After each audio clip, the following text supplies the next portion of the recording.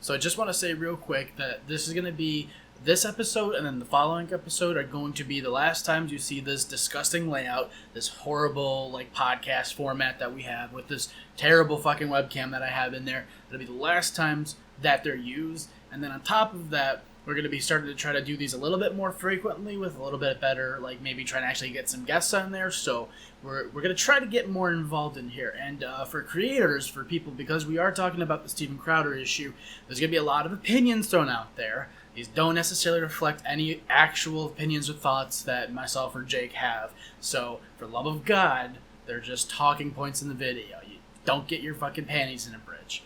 And for any content creators who are watching or maybe having trouble with getting advertisements or they're losing money, you can actually visit my website, which will be linked in the description down below.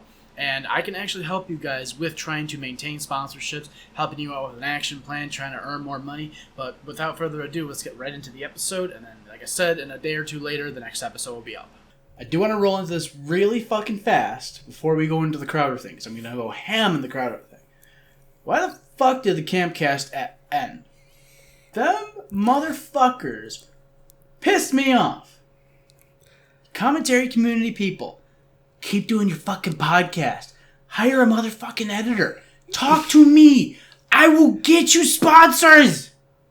I thought they had an editor for that. Maybe they didn't. No, like Alex made a video. He's like, oh, it's just such a pain to edit them. I'm like, oh, motherfucker, you got me in the DMs. You got 7,000 editors. How many people edit for Tro that would love to do like cheap ass work for you? One person.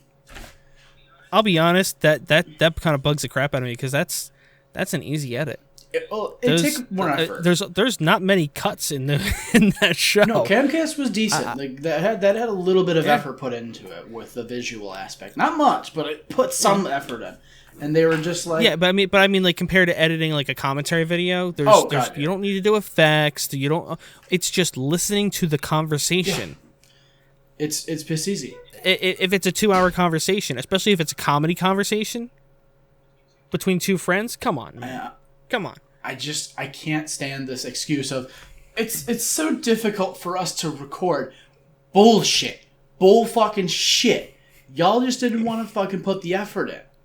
I'm like, don't get me wrong. I understand. It's like, oh yeah, well I'm having such success on YouTube, so why would I divert my attention? Hire a fucking editor. What is wrong with you people and hiring people? When I did the Seriously Informed podcast with Ramen and Make Me Believe, one of the most fun things I've done, I'll be honest, it was a shame because we just didn't have our schedules didn't line up at all. But that was so much fun. And I loved editing those videos because it was just me and two buddies screwing around. Yeah. Just jokes.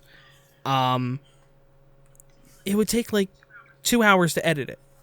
Granted, there wasn't really any cutting for me because we weren't doing video. I'll admit that. But I wasn't doing much. I mean, the only thing I was doing, and I was, because we were just recording over Discord and not recording our individual mics, I had to do a lot more manual balancing. Right.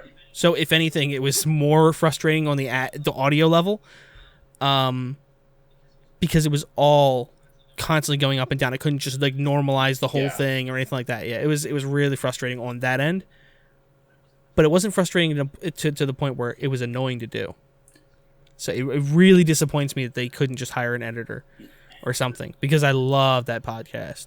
It was one of the few that was just a fun stream of consciousness without being cram loaded of a bunch of nonsense I didn't care about. Everyone does these. I hate when people are like, oh, you listen to podcasts? What kind of podcast do you listen to? I love This American Life. I'm like, that's not what I care about. I hate those types of podcasts. I just want to listen to two bros broing it up with each other. I want to listen to two girls girling it up with each other. I just want to listen to people talk. Like one of my favorite fucking radio shows, for two of them, was Opie and Anthony when they were in Buffalo, New York, and Howard Stern. And it was just people broing it up and having a goof. Like, just having fun. And then it's just... Camcast was good. Don't get me wrong. But they did not promote that damn podcast enough. No YouTuber promotes their podcast properly. And I will be damned if people dare tell me, oh, well, it wasn't getting enough views, it wasn't really doing well, so obviously they had to cancel it. Bullshit. They made 2 videos. I don't know the exact number, but they made 2 videos going, oh yeah, we do a podcast from time to time and it's in your sub box. Fuck you. That's not marketing your podcast, you sons of bitches. Yeah. I think there was once or twice where Marriott mentioned it in a video. I don't really watch I'm Alex's content anymore. I haven't really watched him in a long time just because it's plain reaction commentary. Most of the jokes don't land for me, honestly. Yeah. I mean, I get why people like it, but it's just not for me. Like the face warp commentary is what I call it. I just because that's like it's face warps and voice modulation kind of jokes are like I got into it with biodegradable. Their big weapon. I got into it with somebody on Twitter. I might have been biodegradable. I can't remember who. I was like, I thought that was the joke all along. Was that it's cringy or something? No, that commentary was never supposed to be like serious. It's supposed to be reaction. It's reaction commentary. Like if somebody punches me, I'm gonna react. Like I'm gonna be like, "Hey, you fucking asshole," whatever. But if somebody punches me, but there's a camera in front of me, I'm hamming it up. So I thought everyone was kind of in on that joke. But then you see like shit going on, like Wild Spartans exposed, Kavos exposed, Alex exposed. I was like, "Oh, y'all were being serious." Yeah. Are you 12? You really think you're God's gift to this earth? You were making H3H3 terrible quality reaction content. Get off that fucking horse you're riding. Like, I'll admit, I still watch H3. I even said it on Twitter earlier because John Swan tweeted out something about it, and I replied back that like I still like making reaction commentary every once in a while, but it's like filler content for me. Something kind of easy, and the whole joke is I usually still have a couple of things. It's kind of like I'm a budget Leon kind of in that way because Leon puts his work in. He does skits and puts a whole bunch of other stuff into it. A lot of the ones that people don't like typically tend to be the ones that are like new H3. Old H3, they put all that work in. Like I love the 1,000 Degree Knife video they did with iDubbbz, sitting in their kitchen just heating up knives and then screaming really loud for no reason. While just cutting into random things, like those are original. Showing the ridiculousness. Those are funny, but like when you sit there and you're like, we're reacting to BuzzFeed videos. Those are fine. I'm not critiquing that. I'm saying those are fine. What I'm saying is like that's you literally going, I need to pay the bills this month. That's what I always thought it was. But like, people get so new offended. Ones. No. All of them. You don't think White Man? You don't think like when he went whiteface? You don't think Ethan's whiteface was that? I mean, I'm saying that's what I'm saying is they have their moments where they've done those in the past, making fun of these social awareness videos or whatever you want to call them. And it was not just them sitting there saying, listen to this dumb thing they said. I'm going to repeat this line over and over again to make it sound stupider. But it is. They do that stuff.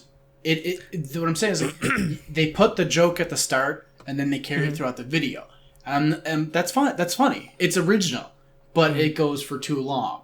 So I'm saying is no, for sure. They carry it on way too long, yeah. Let me just put it this way. Like in terms of percentage, I'm like reaction commentary, like your traditional I'm Alex video, I'm calling that like a 15 to 20%.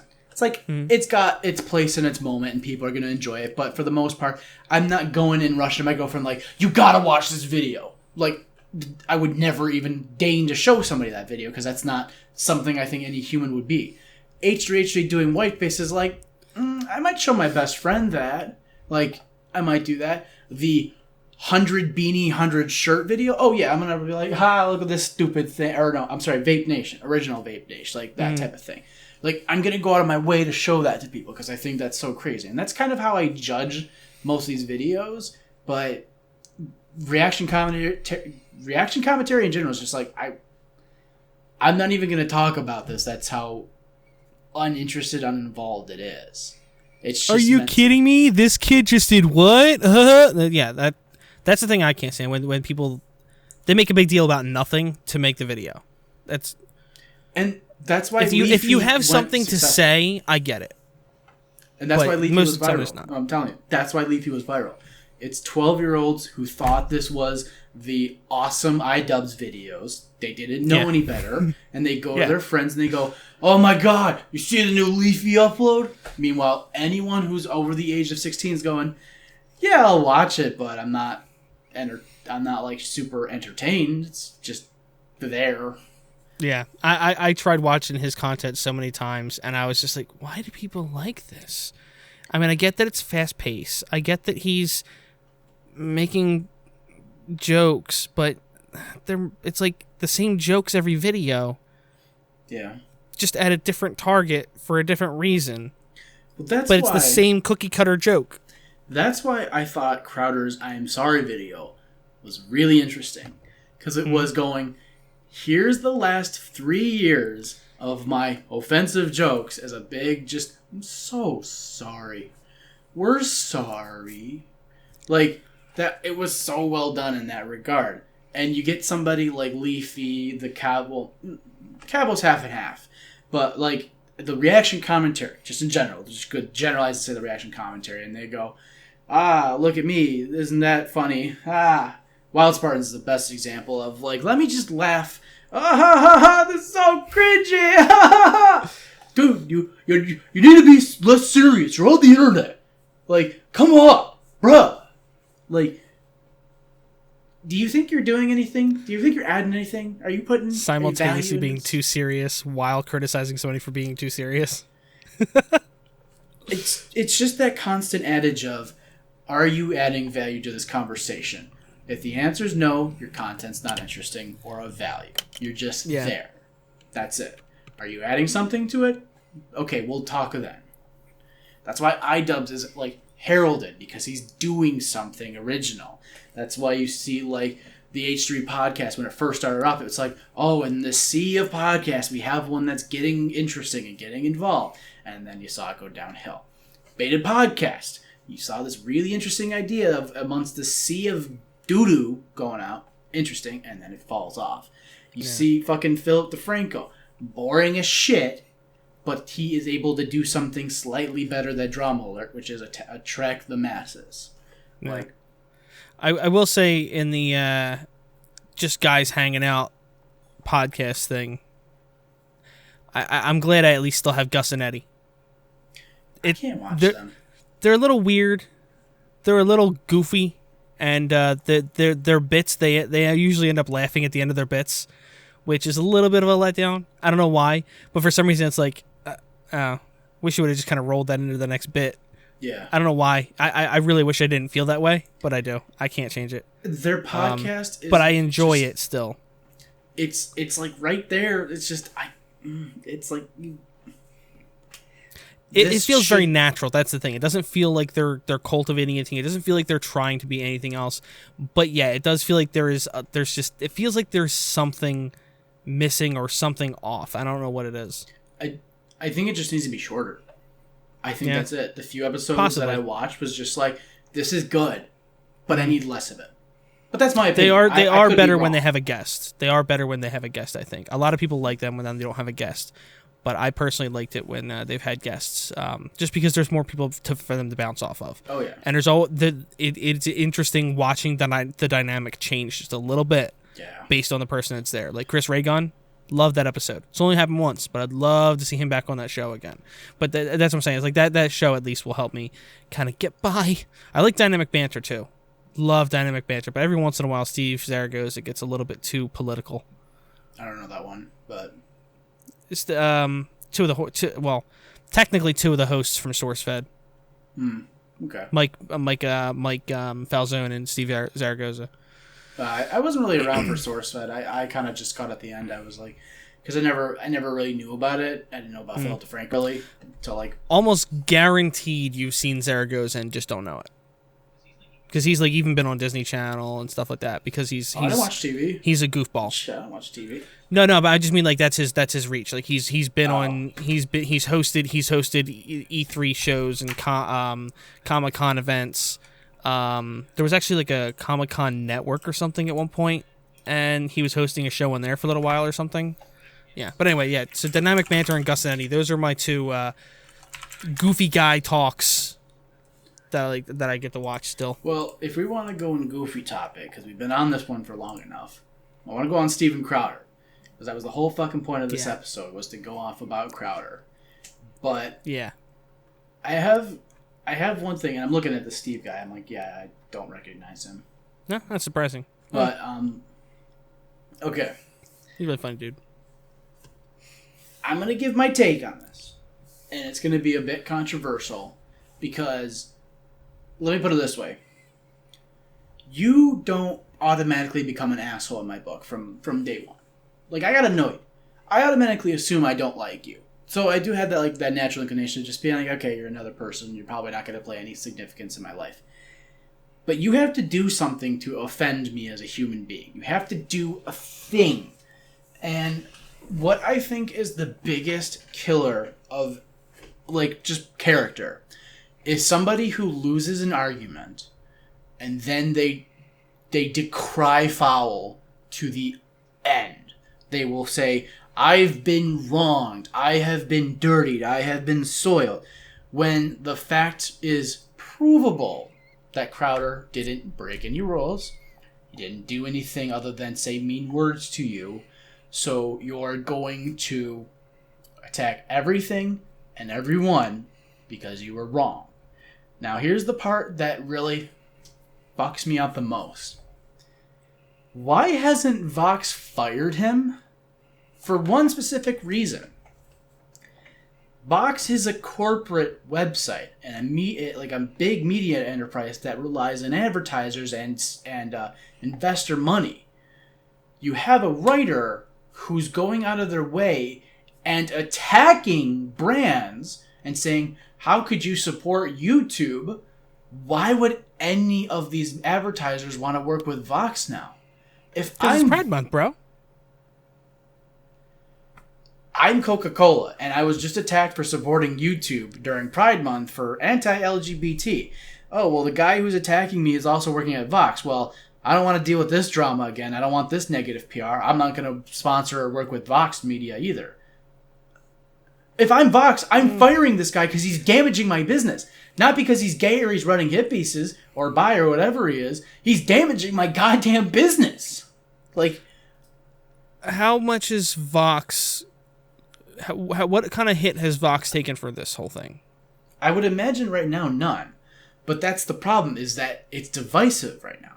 So What's going to happen? It's going to happen is that people are going through Apocalypse 3.0. There's no money. It would be the safe move. It would be the safe move to, rather than not support anybody, to side with the guy that is from what is considered marginalized group. No, not entirely. It would be the safe move? If you have to choose between the two, yes, it's the safer move. Yeah, like, obviously. Right. But what I'm saying is, like, if I'm an advertiser, I've got big corporate money, if I can just avoid the drama altogether, I'm not going to be involved in it at all. Yeah. But that would mean just not supporting the marginalized group. No. Think about Coca-Cola or Pepsi with the Kendall Jenner. I'm saying that's how it would be spun. I'm not saying that's actually what I think the reality is. I'm saying that Vox could then just turn on Coca-Cola and say that they decided to stop sponsoring us or paying to run ads on our site or whatever. It's not quite because we called them on their support of a homophobic platform or whatever. I realize it's not exactly the same, but what I'm saying is there's a certain amount of possibility that they could just be playing it safe by not picking a fight with the safe option. But you don't need to. There's no statement that needs to be made with somebody pulling their ads from Vox Media. It's not like some company has to sit there and go, "Oh, we decided that we didn't like the direction of the company, so we pulled ads." They don't have to make any statement. There's nothing that needs to go out there. Vox might demand a statement. No, the only time they make a statement is when somebody demands it. That's exactly what I was about to say. But that's the thing, is like, if they just go, "Oh, well, your projections weren't on spot because you manipulate your numbers, so we're out by." That's all they have to do. Maybe, but I don't know. I'm a little skeptical that they wouldn't just that Vox.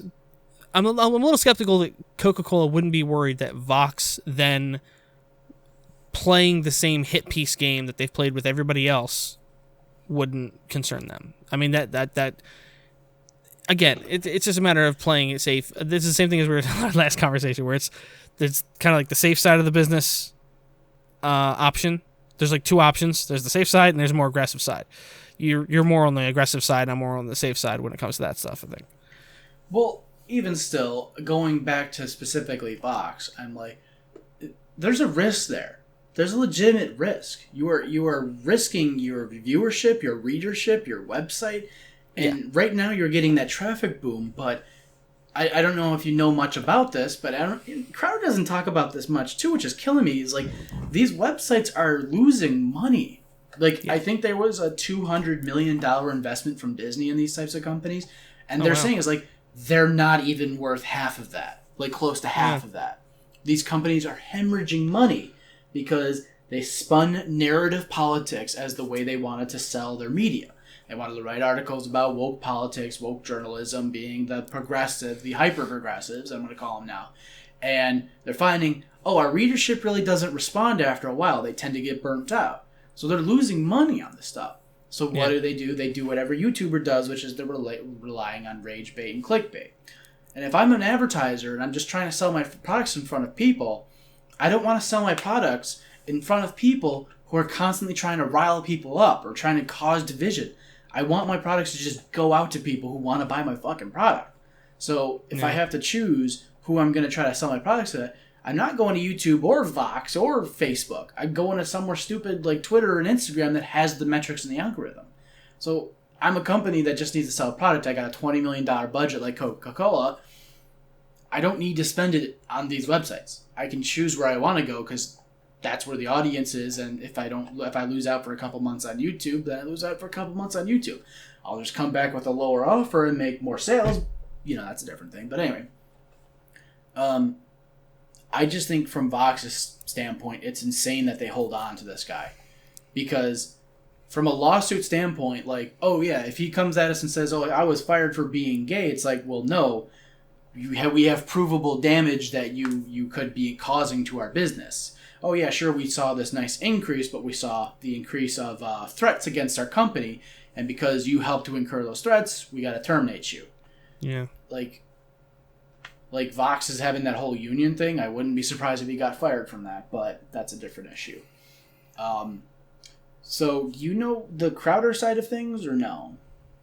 I know a lot of it. I watched the clip that I watched Philip DeFranco's video about it, as well as the Joe Rogan conversation with, I don't even know what the guy's name was. David Pakman. So I saw the clip that Philip DeFranco played, which was supposedly the clip that Carlos used to show all the different slurs and stuff that he used. Which most of them, like I've heard it said that because he called him Mexican, it was racism.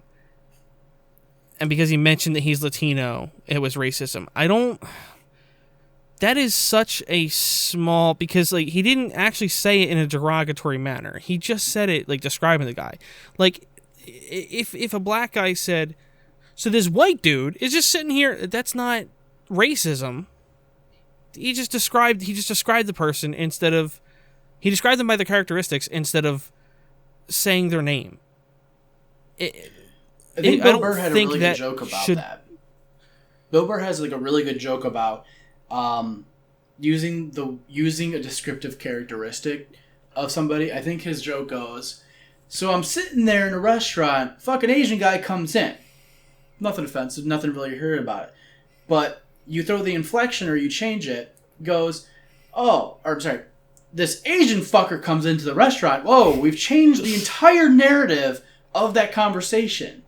So to sit there and go, let's be queer, which I think that one's the gray line for me. But even still, I'm okay with it. But like that one's definitely like Tommy C and a bunch of other people. They've said like it was aggressive. It was a bit mean, yeah.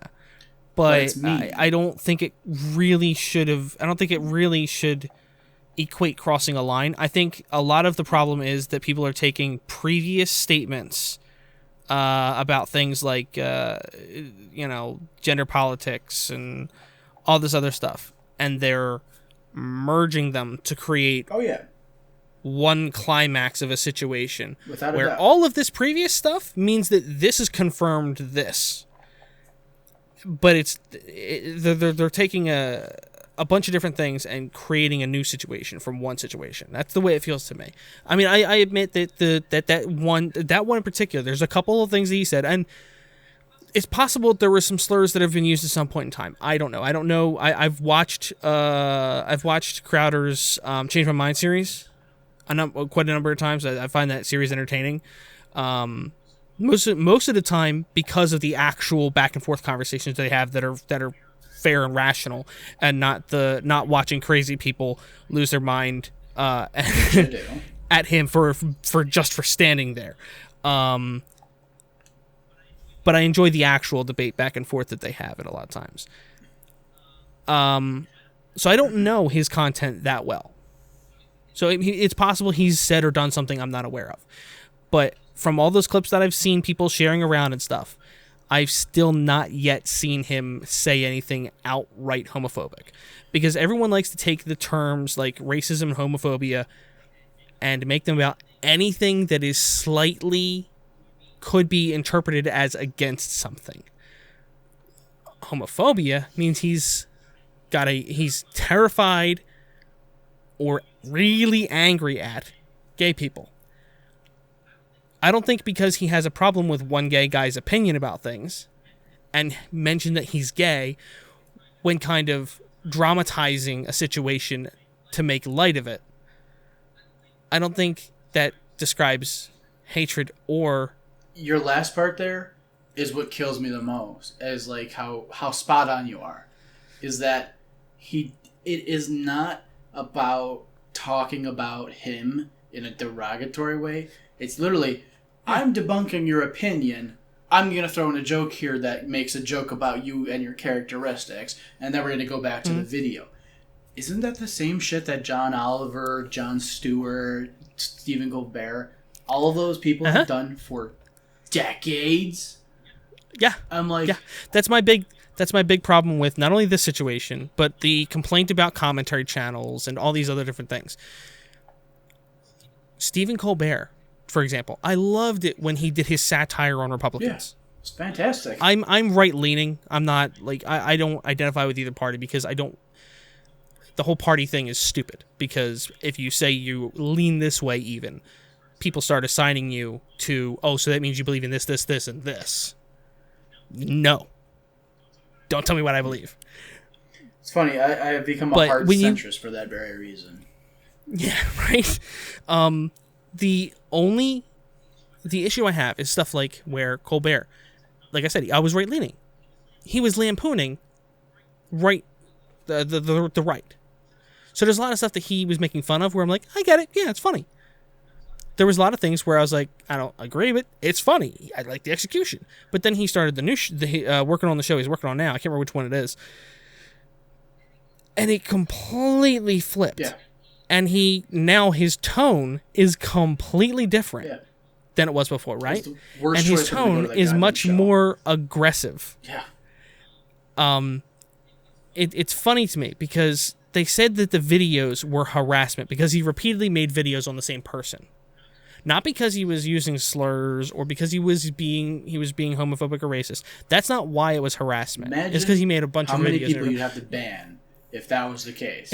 How many people exactly. made Trump That's why videos? people like... You're fucking gone. You talked about him more than 3 times. Get the fuck out of here. Colbert, every night, as far as last I checked, every night that I watched that show, he was making fun of Trump at some point in time.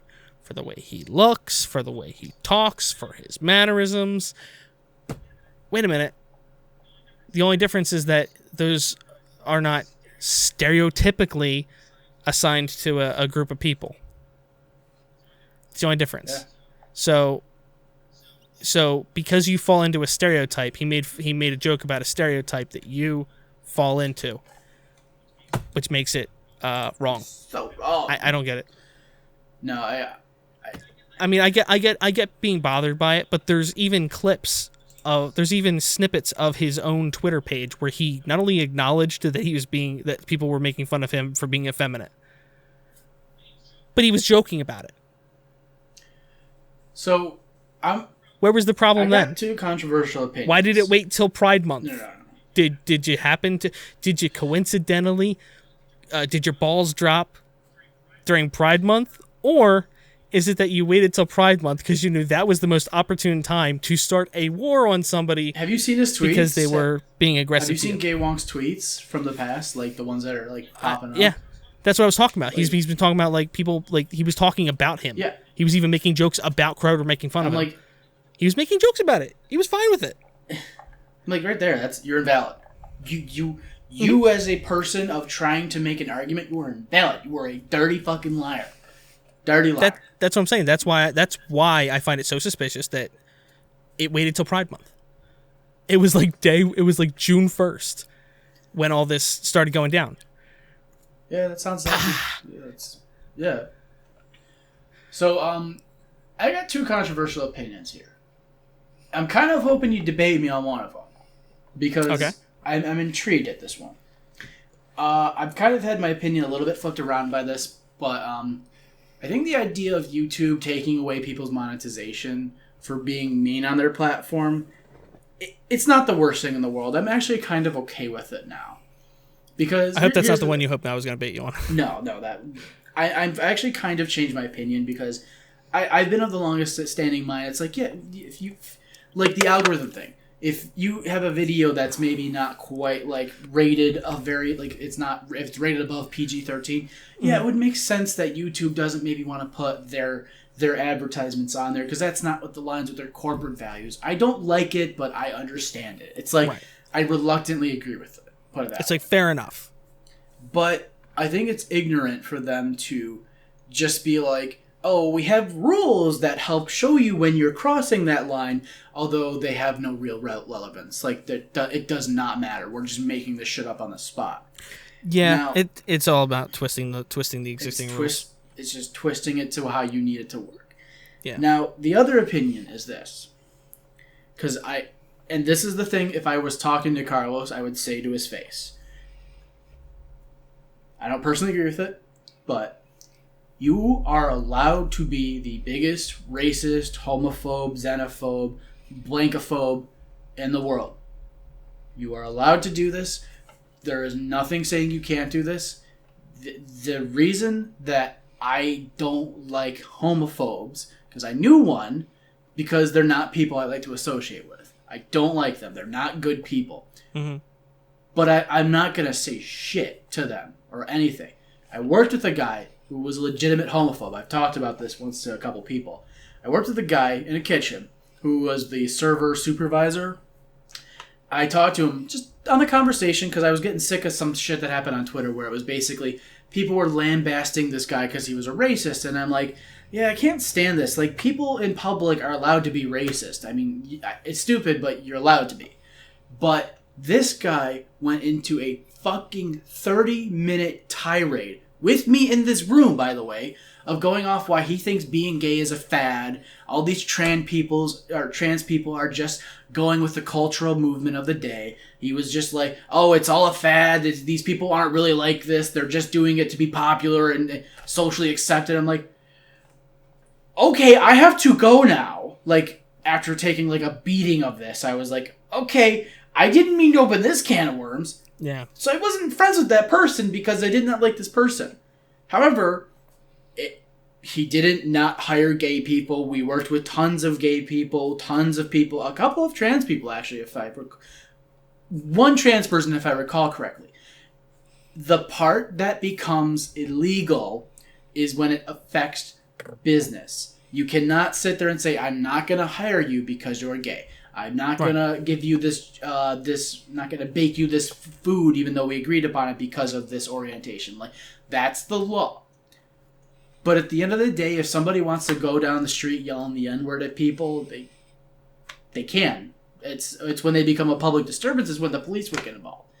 So, for somebody like Carlos to sit there and say, you deserve to be banned from a platform for having this opinion, even though it's not an offensive opinion, it's not an actual racist or homophobic opinion, it's just an opinion, is sitting there and saying, so you mean to tell me you would rather just completely control everyone's language on the planet because somebody says words that you don't like. I'm sorry, but there's a reason we have the freedom of speech.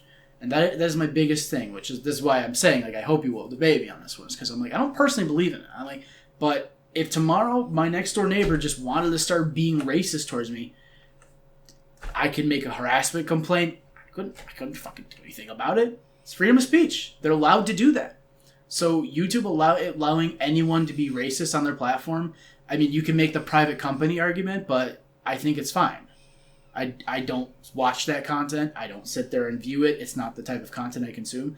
So to have somebody like Carlos sit there and go, he said mean, offensive, homophobic words to me, even though they weren't homophobic, is like, do we need to sit down and have an education lesson? Because somebody being mean to you isn't a crime. It's not. It's my controversial opinion. And I mean, I hate that I have that opinion when it's like in this day and age of like this social progressivism where it's like, oh God, you can't think bad things. I worked with a guy. He was a gay guy, a white gay guy. Let me preface his race. And he had been mugged and stabbed and beaten by black men. He did not like black guys. Yeah. It's understandable why this person would not like black guys. But at the end of the day, he's still a white gay guy. But I'm like, it didn't impede his work. It didn't impede the surroundings. It wasn't a thing that affected things. But I'm like, sorry. There's a reason these problems are rooted in individuals. There's a reason that racism, homophobia, transphobia happens. It is rooted in people. And for you to sit there and say, this person needs to be silenced because they have bad opinions on me, from a comedic standpoint, aka Crowder, is like, you are not helping the problem. You don't banish people to the underground or the underworld because they have mean opinions. For Crowder to sit there and go and call you a lispy queer is because, well, first off, if I'm not mistaken, he said he called himself a queer, but the lispy part is that he has a slight lisp to him. So it's comedy. But if you go, okay, well, we're going to Alex Jones you now, well, what happens? Crowder goes and finds a different platform, and he gets more hateful. He becomes more angry towards gay individuals. He facilitates that behavior more. And then he gathers a bigger audience because it's in the public eye more. He sits there and he grabs more people and like, yeah, you know what? I can't stand how these gay people will be so mean and offensive and try to take away everything from you because you have negative opinions. You can't combat things by saying, send it away because I don't want to look at it. No. You consume it and you fight it. You argue with it. And this is what I hate about this entire situation is, Carlos, you are a disenfranchised group of individuals being bi or gay. I myself am bi. I have to deal with this bullshit where because I'm a white guy, I am not allowed to have an opinion. Are you fucking insane? We are all allowed to have our own opinions, but you don't combat them by saying, you're wrong. I'm going to get you fired from your job. I'm going to get you banned from YouTube. I'm going to get you taken away. I'm going to scorch everyone's monetization. I'm going to make people hate me and my community. I'm going to call them community. Like if you want to call them Vox writers, if you want to call them gay LGBT individuals, like whatever you want to call them, you are making people hate you. Like, you are creating the disposition instead of fighting it. Like, and that's what this whole situation reads in me. Rant over. That's a lot to unpack. It is a lot. So I'm gonna try. Because it's a lot to cover. Okay. Well, now start simple with point one. That's simple. Which one was point one? you are technically allowed, as much as I disagree with it, to be racist. In the like in terms of free speech, yes. Yes. Legally, you are allowed. While I think it's to a certain. If it wasn't for the fact that context doesn't matter until the currently strongest group, which nowadays is the marginalized group, because every other marginalized group gathers to support, and then there's just tons and tons of people that are looking to help the underdog, right? So the problem is with that, you have so many different viewpoints, right? It makes it very hard to say that they're all okay. I get the problem. Legally, you are allowed to have whatever opinion you want. Right. But I get the idea that you can't, like you said, you can't go out and be a disturbance and make a disturbance about it. I think that's reasonable as well. I don't know how detailed it gets about like what you can do and saying if you can go in your backyard and burn a cross, I don't know, because it's still a pretty public display. That might be problematic. I don't know if that's legal or not. Could be I know in certain states you can't. Other than the neighbors. I know in certain states you can't hang a noose for any reason because it is considered too threatening an image. I think there's a lot of things that I think technically would be covered under free speech that probably are along those lines, where that's a very blatant thing that probably shouldn't fall under fair use. I like my kids to play with their tire swing, and the noose is right there, along with the burning cross. What? Is this a normal Sunday? Hey, welcome to the picnic, everybody. The beer is next to the tire swing, and the pool is open for everybody to use. And if you want to get warm, just sit next to the burning cross over there. It's a gaslit. But in the context of this, nobody was hurt. Nobody was targeted. It only became a target when you decried it as a target, and when people realized, no, it's not a target, they target you as a consequence now. My issue here is that it was an individual, not a community. He made jokes about one person for being extra effeminate and flamboyant. He made...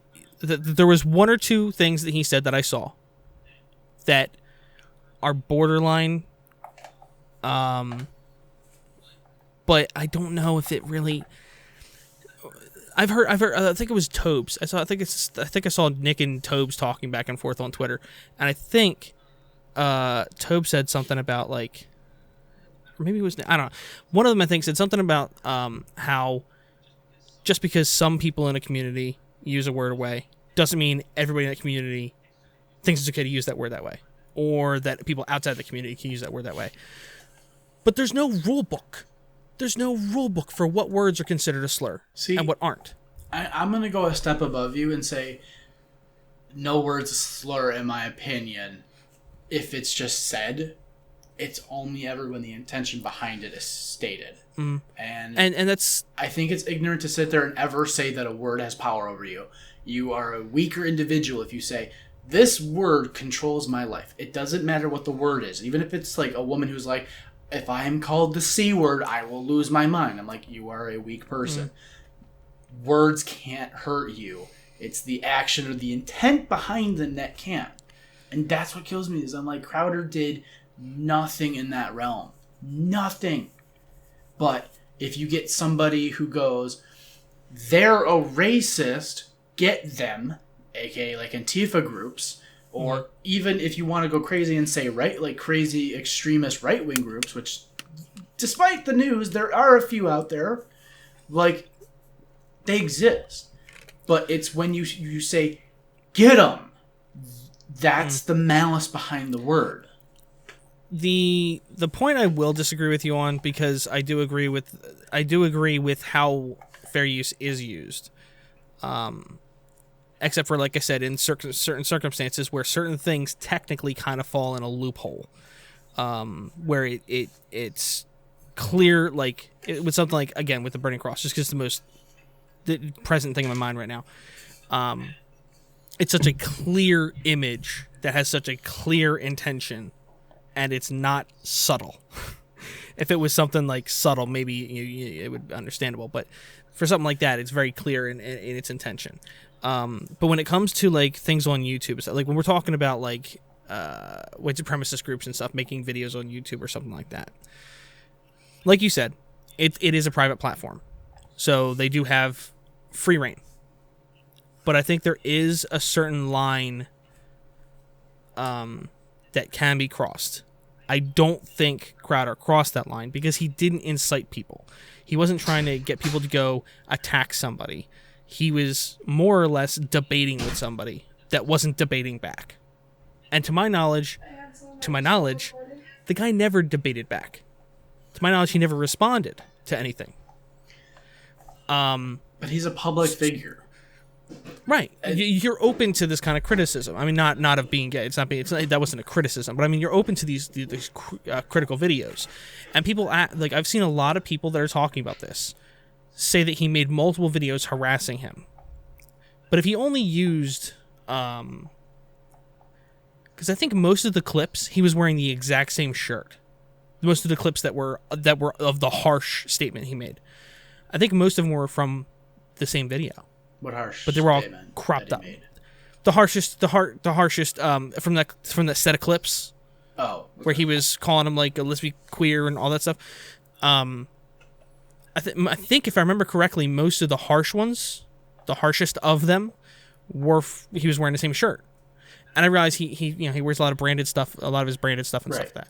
But his tone in a lot of those seemed to match. But then you go to the other clips that are shown, and they didn't match.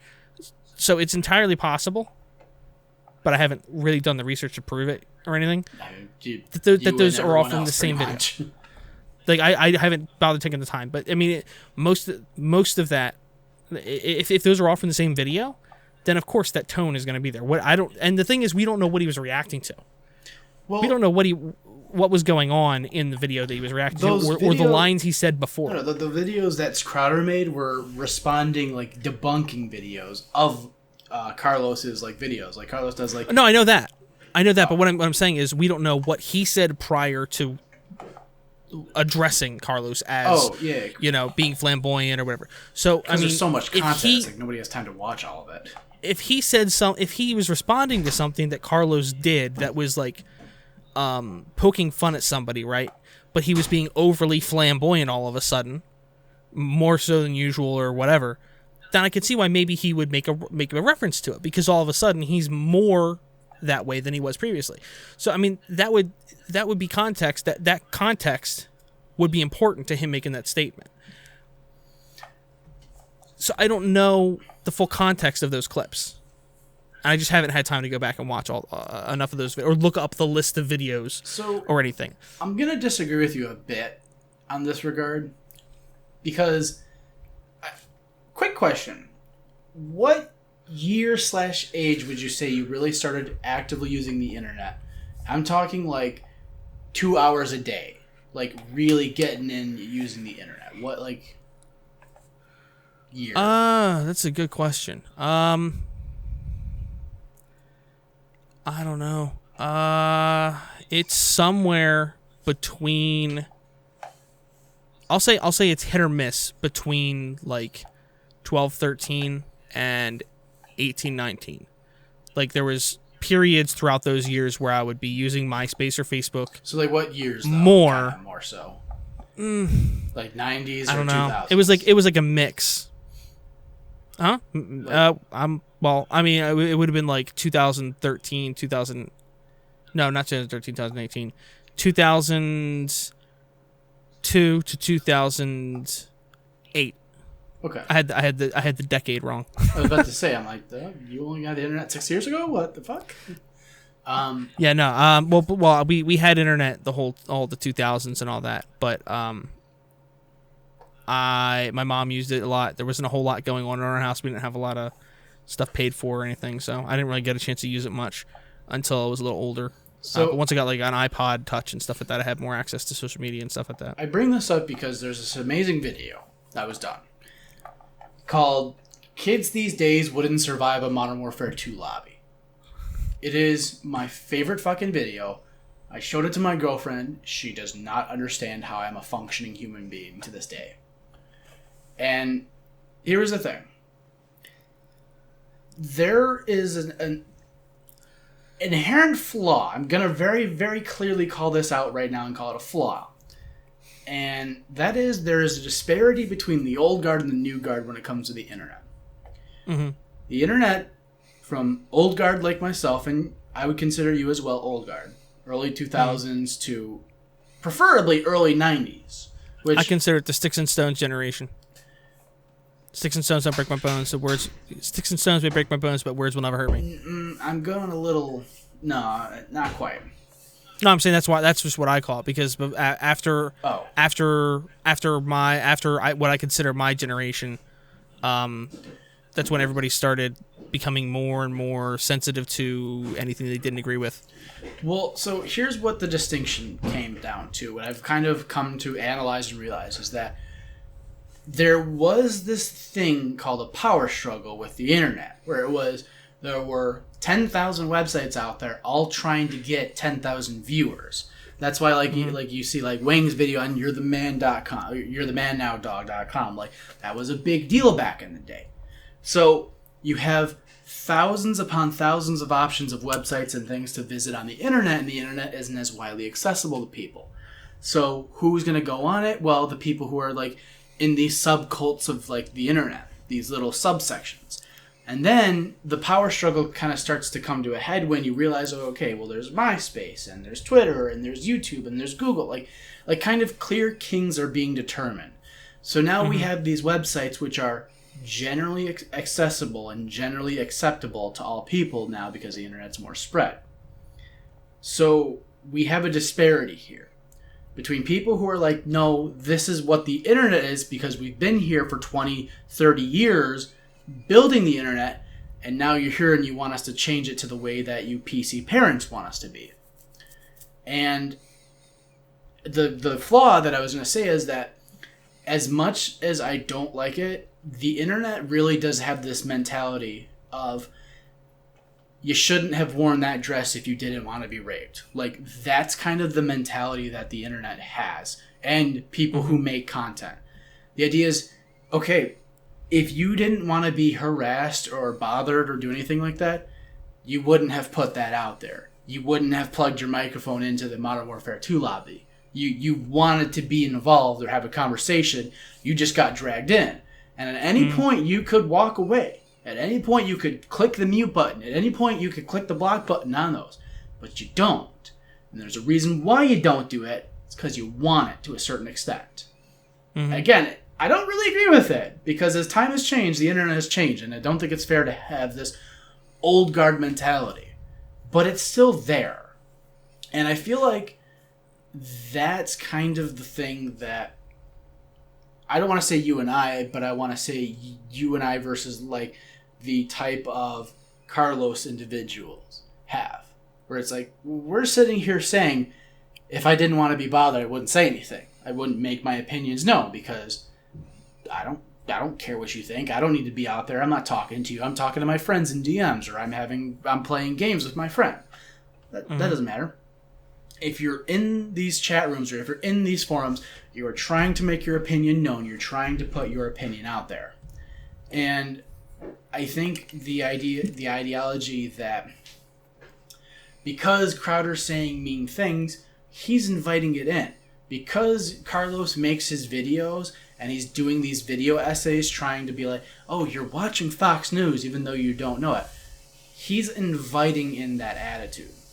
And I think the sooner we make that distinction of, is this what we agree to, or is this or do we think this is more like a book where I write my words on the book and you have to accept what my words are. If you want to write a review where you debate my opinions on the book, okay, we can do that. But the internet isn't that. And for that very reason, I'm like, I can't keep Carlos as being like a serious contender or a person in this argument in the first place. Because I'm like, you were here. You were using the internet like the old guard was. You were having those debates. You were putting your opinions out there. You were writing articles and trying to talk and stir up controversy and make conversation. Now you're gonna play the other side and pretend like you were always on side B. You weren't. You were never there to be the moral high ground of creating Paragon entertainment that can't be disputed because it's all factual. No, you wanted the fight. Now you just kind of have to reap what you sow. Mm-hmm. Excuse the fuck on me. And I just... to hear people, like, in general, and even you, kind of, like, give that defense at all. Because I'm like, if somebody hurts you, you don't trust them. Somebody, like, drops your kid, you don't give them your kid to hold again. And it's right. But, like you said, the block button and the mute button are right there. So is the sign out button. Exactly. It's all there. Carlos could use that if that was the position he wants to take. Crowder... Right, now I'm agreeing with you on that. That's what I mean by the sticks and stones that break bones. Like, if you don't want to be there, if you can't take what people are saying about you when it's within reason, ignore it or block it or hide from it, whatever you want to do. That's all I'm saying. Like, I think that there is a limit, but the problem is no one can come to an agreement on where that limit is. And that's why I'm saying, like, Old Guard. Like, that's what the line is. It was spent being built. Like, think about television. You can't just be like, I'm going to make a TV show for television. No, it's got to be syndicated. It's got to follow the, I think it's the FCC guidelines. Like, you have a whole set of rules before you can put something out on TV. There's no rules in the internet. This is the Wild West. You're playing... No rules yet. Yeah, that's what sucks. That's why I love working in kitchens. I'm like, that is the biggest, or even customer service, it is the biggest crash course for what the internet is. It really is. Mandatory 1 year of service in a kitchen restaurant. Everyone. Do your service. My biggest concern is, my biggest concern with everything with all this kind of stuff is how this whole year has gone so far. Is that because of how these platforms have had to deal with things lately, or at least how they've chosen to handle things lately. I honestly don't want the government to come in and get real involved in how social media works and all that, because then, I mean, if you have people like AOC, right? She's nuts. She is insane because she has so many people behind her that are essentially radicalized, that they have no idea half of the nonsense she's saying. I mean, I think Trump's nuts, but she's not much better. She's like the polar opposite. That's what I was about to say. I'm like, it really I seems thought like Clinton was bad. Those are your back and forth opposites. Like, oh, yeah, everyone says far that's what I'm right, afraid far of. Is left. they're like, oh, you put your crazy person? Well, here's our Joker. Like, wait, do we really need an actual Batman to combat these people? Oh my lord! I thought it was Wonder Woman. And the problem is, I see all these people that support more and more crazy people because he's crazy. And one of these people that gets in charge is going to try and take control of the internet. It's going to happen. So, this is something I keep hearing about all the time, because I agree with you. The last thing I want is the fucking, like, FTC to be like, well, we have to follow, we're setting up all these rules now. I would fucking die. I wouldn't be able to do anything with the rest of my life, because I couldn't. Imagine if everything had to go through the FCC and get approval before you could post a YouTube video. Not even that. Because then you'd have to actually, like, pay a fee or whatever, probably, to get someone to review it. You'd probably have to be part of a network to get them to even submit the video. Even more kind of realistic, think of it like the DMV. You have to go in there to submit, like, oh, I'm a person who wants to make videos. You'd have to sit there and go through that long process. You have to renew your license. You have to go with the regulations. You have to follow the rules. Yeah, I heard Dead on Dave mention that once. The idea of, like, an internet license. Yeah. Like, everybody would have to have, like, so, like, your personality online would be one personality, and it's traceable back to you. It'd be a fucking nightmare. But specifically, I gotta disagree a little bit on the regulation thing. I think we just need I mean, everyone. The simple way to say it, because everyone says it this way, is a Bill of Rights. Now, I hate that terminology, but let me put it this way. There needs to be a thing that says, okay, you have a terms of service because you are a private platform. You are allowed to have your own private terms. If we say you can't ban somebody for saying words, you can't ban somebody for saying words because your platform is used for communication. And communication's kind of valuable. Like, you can't tamper with somebody's mail. Why would you be allowed to tamper with somebody's Twitter profile because they say words that you don't like? Like, yeah. There just needs to be a distinction that said, rule 1, you can't ban somebody for saying words. Like, for example, because I can't think of anything off the top of my head. And then, like, number 2, all rules must be enforced equally.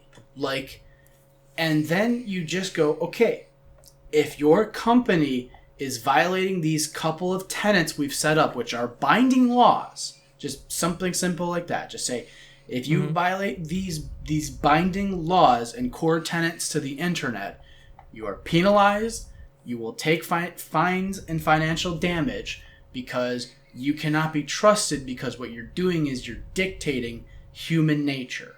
If people want to sit there and have Mad Max crazy scenarios in real life, that's what happens. But if you have any level of dictating human interaction, we're gonna fine you and we're gonna run you out of business. And that's just kind of my personal take on that. I think it's smart to get the tiniest amount of government involvement, just enough. See, that's the thing is, government tends to be like a seed. It tends to be planted, small, and then grow. Yeah.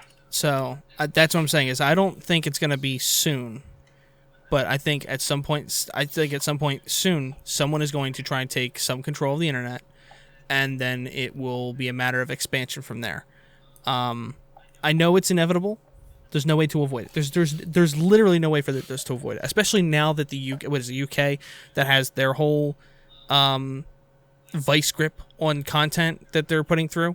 You got a license for that. And that's only like a business thing. That's not even a matter of actual like government priorities. That's a business thing because people want to make extra money from their content that they make for mainstream audiences. Yeah. It has nothing to do with even the actual platforms itself. It's all about cashola. So once it actually starts becoming important enough to politicians, they'll start pushing. I think they're already at that point, to be honest. I could, if AOC ends up in office, I very much anticipate an attempted crackdown on the internet in the U.S. I very much anticipate that. I could be wrong, but given her very authoritarian stances on a lot of things, like I heard today, so who was it? I heard somebody, it might have been Tommy C, I don't know. Somebody said that apparently some presidential candidate or runner, somebody running to be in the running, made a statement she didn't like, but it wasn't like super irrational or anything. He just like disagreed with her on a small point or something. And she demanded she demanded that he step down. Yeah. She demanded that the party make him step down, as if she's representative of every single person. It is insanity that manifests itself as because you see this all the time with protests now. The people who hold the sign that say, "History will remember me." It is people who say, what we are doing is morally right. And despite what you might think about Game of Thrones, what was said about Cersei is so culturally relevant to today, it's important. You have Tyrion standing there and saying, you saw a girl walk into a fire and walk out with 3 dragons. Somebody who intentionally went out and said, I know this is right. Everyone's telling me this is a stupid idea, but I know this is right. And you were proven right. You liberated the city with the Slaver's Bay, and then you liberated Marine, and then you liberate, and you liberate. And you literally just go, I've been right all these times. So obviously, I am the moral righteousness of humanity, and that's what that manifests itself as: is people who sit there and say, "I am on the right side of history. What are you doing?" It's like, no, you are tyrannical. You are a literal tyrannical figure, AOC. Like, this isn't what humans do. And die the hero or live long enough to see yourself become the villain. even that, yeah. And that's a huge problem I have with Trump as well, is like, you are the president, but you're not king of the planet. Like, you can have opinion. Like, yeah, USA is great. We are number one, all that stuff, whatever. But like, it's insane to walk in to a place and just be like, yeah, I'm just gonna declare an emergency and just siphon off this money that could be used for bigger emergencies. Because I think the border wall thing, I've surprisingly changed my mind on that. But like, I'm just gonna decide out of that arbitrarily because I can't win through normal diplomatic means. I'm like, to me, that is crazy tyrannical. I mean, it's within his power, but I consider that tyrannical. I consider AOC sitting there and saying, I am allowed to dictate what speech is. You are a tyrant. Yeah, I don't think anyone would be able to get the current system of periods for sitting presidents repealed. I don't see anybody getting that changed. But I definitely have concerns about what damage somebody can do while they're president. I don't think Trump has had the impact that a lot of people act like he's had. He's had a lot of impact on some communities. But a lot of it's not even been him, I don't think. There's certain things, like, I think I will say I agree that he had issues. There's things that he's done wrong. Like the whole thing with the Dreamers and stuff like that. Most of the stuff I think was handled extremely poorly, Right. to say the least. There are certain things where I think the core concept, like the idea of citizenship. There's a lot of people that seem like they just kind of think citizenship is nonsense. It shouldn't exist because no person is illegal to a certain area. I don't know, that's why I don't know why it's the default stupid voice I go to. But the idea that you wouldn't have any issues with people just walking across borders with no documentation whatsoever. Yeah. When licenses have different purposes, the rules don't apply the same in one country to another country. There's a lot of nuance to that, but they should be able to walk across the border because they want to be here. So at that level, I agree.